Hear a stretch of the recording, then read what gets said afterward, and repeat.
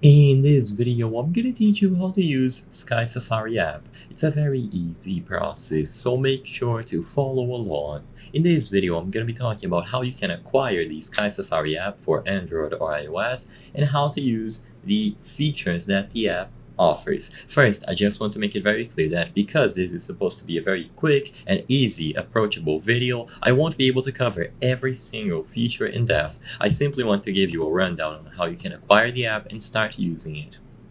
So, the app is going to be available in three formats. You have SkySafari 7 Basic, SkySafari 7 Plus, and SkySafari 7 Pro.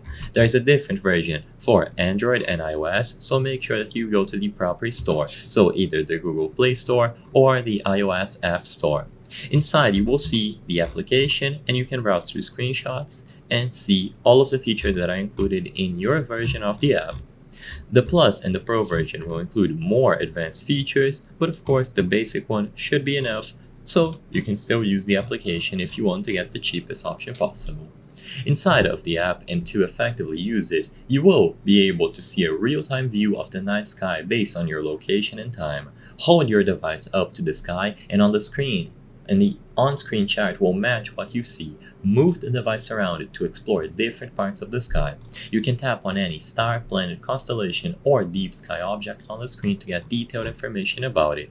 This is how the UI is going to look, and you will be able to control the time. So you can use the time controls like fast forward, rewind, and pause to see how the sky changes over time. To find out and learn about celestial objects, use the search function, the magnifying glass icon, to find specific objects by name, such as Mars, the Orion Nebula, Andromeda Galaxy, and the app will guide you to its location in the sky chart. Tapping on an object will reveal the name, magnitude, distance, rise, set times, and often detailed descriptions, images, and even audio tours. So this is how the view looks on a very large screen, and like I said before, it's as simple as downloading the app and using the location and time options to browse the night sky and get information about all of these celestial bodies. I hope I was able to help you on how to use SkySafari app. If this video helped you, please be sure to leave a like and subscribe for more very easy tips. Thank you for watching.